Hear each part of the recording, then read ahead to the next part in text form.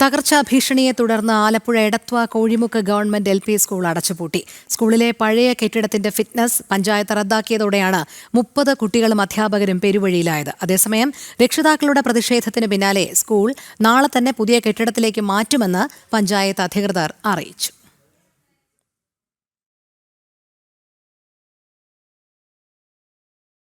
അരനൂറ്റാണ്ട് പഴക്കമുള്ള Kozhimukku government LP school കെട്ടിടം തകർച്ചാ ഭീഷണി നേരിടുന്നതായി ചൂണ്ടിക്കാട്ടി കഴിഞ്ഞ ദിവസം പ്രതിഷേധവുമായി രക്ഷിതാക്കൾ രംഗത്തെത്തിയിരുന്നു. പുതിയ കെട്ടിടമുണ്ടായിട്ടും അതിന് അനുമതി നേടാതെ അപകട ഭീഷണിയുള്ള കെട്ടിടത്തിൽ പഠനം നടത്തുന്നതിനെതിരെ ആയിരുന്നു പ്രതിഷേധം.